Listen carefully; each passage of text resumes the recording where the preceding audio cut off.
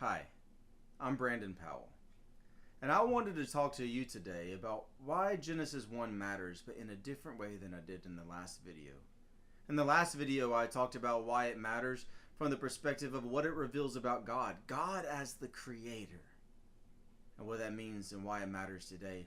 But today I want to zoom in on Genesis 1:27, where it says, God created mankind in His own image. In the image of God, He created them. Male and female, He created them.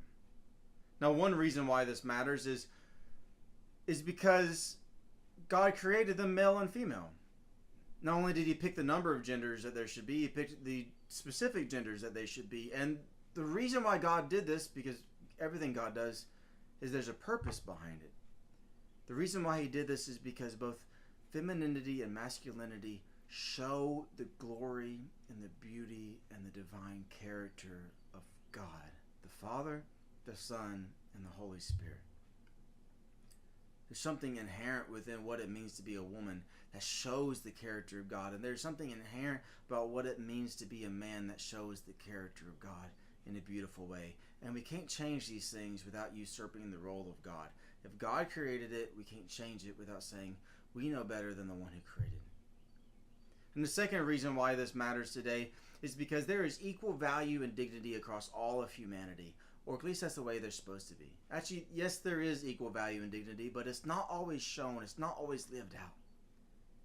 It doesn't matter your race, your economic status, it doesn't matter what your country of origin is, it doesn't matter what your gender is, it doesn't matter about your birth status. What matters is humanity. That is what gives us the same value. That is the common factor. We are human, and therefore we have the same dignity and value. So a 90-year-old cancer patient should have the same value and dignity as a 40-year-old millionaire who has the exact same value and dignity as a baby who's still in the womb. And it's because they are all human. And you can't violate this dignity and value without severe consequences. And yes, when you look in the Bible, there are examples of allowances for killing people, for war, for capital punishment and things like that. But you have to realize that those are supposed to be used in severe circumstances, in extreme circumstances, not just as a common course of treatment. You can use the force necessary to prevent somebody from causing you or someone else great harm. And you can fight a defensive war to protect yourself and your people, but you can't, let's say, go off and fight a war to steal somebody's oil or something like that. I mean, that's not what these exemptions in treating people with the same value and dignity are supposed to be lived out in that way.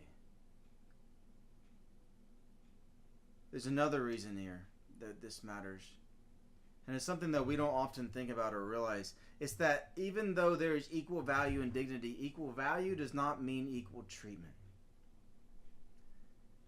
Now, the steps necessary to treat someone with equal value and dignity depends upon who the person is, depends upon their condition, depends upon the circumstances.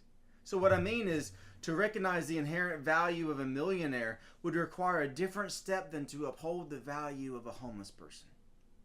For example, or to be specific in that example, if a homeless person needed a coat, you give them a coat, and that helps recognize their value and dignity. If a millionaire has 75 coats and you give them another coat, that is not what they need for their dignity to be upheld.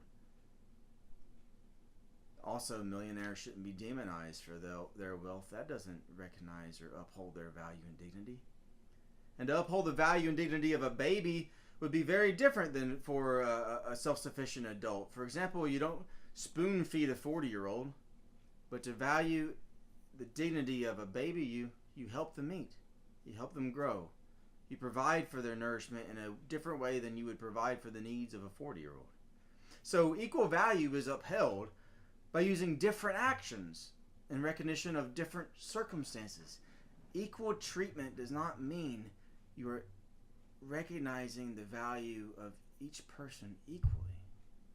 Another thing we need to realize is that equality does not equal sameness. Men and women have an equality, yet we're not made the same way. but we are made in a way that complements each other physically. The way we love with our bodies is different. Yes, our bodies literally complement each other in sex. They physically fit together. But women, for example, can love a newborn baby with their bodies by breastfeeding, which is not the way that a man can love a newborn baby. So the way that we love with our bodies is different, but our mystique is different.